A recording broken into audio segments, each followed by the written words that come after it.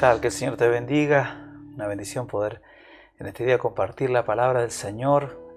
Es un día hermoso, gracias al Señor, porque el Señor nos ha guardado y esperamos que nos seguirá guardando. Gloria al Señor. Así que te bendecimos y estamos orando que el Señor bendiga a la congregación, a cada familia, a los niños, que el Señor nos guarde. Estamos en tiempos peligrosos, difíciles, pero esperando en el favor del Señor. Gracias al Señor. Bueno, quería que veamos una escritura en el Evangelio según San Juan, una escritura bastante conocida, un milagro de Jesús. Dice así en el capítulo 9 del Evangelio según San Juan, dice: al pasar Jesús vio a un hombre ciego de nacimiento y le preguntaron sus discípulos diciendo: Rabí, ¿quién pecó, este o sus padres, para que haya nacido ciego? Respondió Jesús: no es que pecó este ni sus padres, sino que para que las obras de Dios se manifiesten en él. Me es necesario hacer las obras del que me envió, entre tanto que el día dura. La noche viene cuando nadie puede trabajar.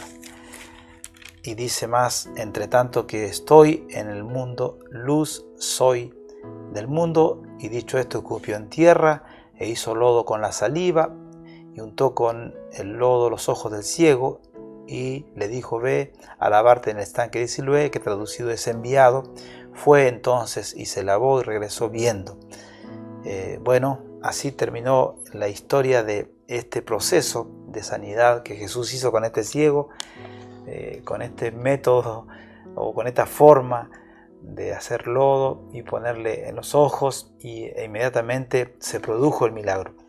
Pero encontramos otra escritura en el Evangelio según San Marcos, en el capítulo 8, en el versículo 22, donde también se nos habla de otro ciego, ¿no? Que le trajeron otra vez a un ciego y le rogaron que le tocase. Versículo 22, versículo 23. Entonces, tomando la mano del ciego, le sacó fuera de la aldea y escupiendo en sus ojos, le puso las manos encima y le preguntó si veía algo. Él mirando dijo: veo los hombres como árboles, pero los veo que andan. Luego le puso otra vez las manos sobre los ojos y le hizo que mirase, y fue restablecido y vio de lejos y claramente a todos. Y lo envió a su casa diciendo: no entres en la aldea ni lo digas a nadie en la aldea. Bueno, dos episodios, dos situaciones muy similares, pero con diferentes reacciones, en este caso de parte de las personas que estaban rodeándole a Jesús. En el caso del primer testimonio, en el capítulo 9 del Evangelio según San Juan, vemos inmediatamente que el Señor hace esta obra, empieza a atender a este ciego, dice, de nacimiento. Dice la Escritura que los discípulos empezaron a preguntar quién había pecado. Salieron con un tema bastante extraño, bastante raro, parece fuera totalmente de lo que era el tema de la necesidad de este hombre. Entonces Jesús, sin darle mucha importancia a lo que ellos estaban diciendo, Él le da preponderancia e importancia al propósito de Dios el Padre para su vida. ¿Por qué razón Él estaba aquí en la tierra? Entonces Él dice: me es necesario hacer las obras de mi Padre.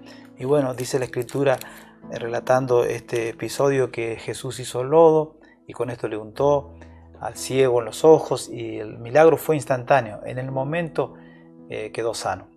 Pero en este otro caso, en el otro ciego del capítulo 8 del Evangelio según San Marcos, vemos que el milagro fue progresivo. Esto nos muestra que Jesús no estableció nunca una regla a la hora de hacer los milagros, no estableció un método, para que las cosas se consideren que siempre se deberían hacer de esa manera. Jesús fue siempre alternando diferentes formas de obrar, diferentes formas de actuar. Pero lo que vemos aquí en este último relato es lo que ocurrió con el ciego. El ciego comienza a ver a los hombres como árboles, ¿no? Y bueno, el tema de los árboles es un tema que comienza desde el comienzo de la historia del ser humano en el Génesis y termina en el Apocalipsis con también la historia del ser humano con árboles, ¿no? Y a lo largo de toda la historia, de la historia bíblica, nosotros encontramos cómo el árbol siempre está presente en la vida del hombre, o también comparado personas comparadas con árboles, naciones comparadas con árboles. O sea, los árboles siempre han formado parte de la historia del ser humano. ¿Y qué es lo que extraemos de esto? Que el árbol es un símbolo del crecimiento del ser humano, el crecimiento espiritual del ser humano que ha tenido un encuentro con el Señor, el que ha tenido un nuevo nacimiento, comienza a vivir una experiencia que lo va llevando a una experiencia cada vez más espiritual. Lo del ciego empezó con un problema natural, llevándolo a una visión espiritual, porque él empezó a ver a los hombres como árboles, y realmente parece que Dios también ve a los hombres como árboles, porque en la Escritura misma lo primero que viene a nuestra mente, quizás pensando en árboles, es lo que dice el Salmo 1. Dice que el hombre que ama la ley del Señor será como árbol plantado junto a corrientes de agua. Junto a corrientes de agua, será como un árbol plantado. Entonces parece que Dios también tiene una visión del hombre como un árbol, y la Biblia entonces históricamente nos habla de esto, nos habla de la relación que hay entre el crecimiento del hombre y el crecimiento de un árbol. En Jeremías capítulo 17 encontramos una escritura que puede ayudarnos. Jeremías capítulo 17, encontramos esta escritura, gloria al Señor, versículo 7, dice así: bendito el varón que confía en Jehová y cuya confianza es Jehová, porque será como árbol plantado junto a las aguas, que junto a la corriente echará sus raíces, y no verá cuando viene el calor, sino que su hoja estará verde, y en el año de la sequía no se fatigará ni dejará de dar fruto. Este es el bendito que aparece también en el Salmo número 1. Es aquel varón bendito que ha puesto su confianza en el Señor, que ha puesto toda su confianza en el Señor. Será como un árbol plantado junto a las corrientes de agua y que echa sus raíces justamente allí, queriendo dar a entender que no va a tener falta de esa fortaleza, falta de esa vitalidad, de esa nutrición, de ese fluir de fortaleza y de vida que provienen del trono de Dios. No así el malo, porque el versículo anterior en el versículo 5 de la misma escritura de Jeremías 17 dice que es maldito el varón que confía en el hombre y pone carne por su brazo y su corazón se aparta de Jehová. Dice que será como retama en el desierto y no verá cuando viene el bien, sino que morará en los sequedales en el desierto, en tierra despoblada y deshabitada. El que no ha puesto su confianza en el Señor, dice que es como una retama. Es como algo que está en el desierto. ¿Vio en esas películas antiguas? Se veía mucho eso, películas del oeste. Retama, pedazos de ramas secas girando y siendo llevadas por el viento, ¿no? Bueno, así es un hombre, la persona que no ha puesto en Dios su confianza, que no pone en Dios su confianza, dice, sino que pone brazo de carne por su fortaleza. Que el Señor nos ayude entonces, porque hay evidentemente un paralelismo entre lo que es un árbol y lo que es un creyente, alguien que ha puesto en el Señor su confianza. Entonces el Señor, en otras palabras, no está preocupado de como los discípulos estaban preocupados con el ciego cuando lo vieron. Empezaron a hacer un estudio de maldiciones y de por qué razón que estaba el ciego en esa condición. A Jesús lo que le interesaba era cumplir la obra que el Señor le había mandado a hacer, que el Padre le había mandado a hacer, a realizar. Y eso es lo que tiene que también estar en nuestros corazones.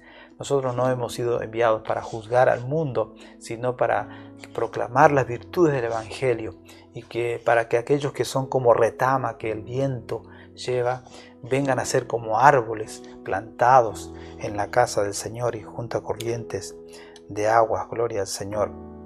Entonces, nosotros como árboles tenemos que crecer, como dice en el libro de Efesios, en el capítulo 4, en el versículo 3. A ver, Efesios capítulo 4, versículo 3, dice la palabra del Señor. Así que dice: en un cuerpo y un espíritu, como fuisteis también llamados a una misma esperanza de vuestra vocación, un Señor, una fe, un bautismo, un Dios y Padre de todos, de todos, el cual es sobre todos y por todos y en todos. Gloria al Señor. Pero a cada uno de nosotros fue dada la gracia conforme a la medida del don de Cristo, por lo cual, dice, subiendo a lo alto, llevó cautiva la cautividad. Gloria al Señor. Bueno, y esto de que subió, dice que es sino también que había descendido primero a las partes más bajas de la tierra. Y bueno, así él mismo constituyó, dice el versículo 11, a unos apóstoles, a otros profetas, a otros evangelistas, a otros pastores y maestros, a fin de perfeccionar a los santos para la obra del ministerio, para la edificación del cuerpo de Cristo, hasta que todos, dice el versículo 13, lleguemos a la unidad de la fe, el conocimiento del Hijo de Dios, a un varón perfecto, a la medida de la estatura, de la plenitud de Cristo. Una medida de plenitud, de estatura en Cristo. Hay un proyecto de Dios claro para nosotros, de crecimiento, de ser fructífero, de ser frondoso, de ser como árbol plantado junto a corrientes de agua. Gloria al Señor. Como dice en Filipenses capítulo 1, versículo 6, el que comenzó en vosotros la buena obra, la perfeccionará hasta el día de Jesucristo. Y como dice el Salmo 138, Jehová cumplirá su propósito en mí. Hay un propósito de Dios, de crecimiento en nuestras vidas, que el Señor nos quiere llevar.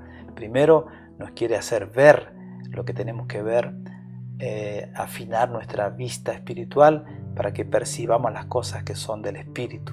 Gloria al Señor. Que el Señor te bendiga y te guarde y nos guarde a todos en crecimiento, en desarrollo, en conocimiento del Señor y en madurez para llevar mucho fruto como árboles que están plantados junto a corrientes de agua. Dios te bendiga y te guarde.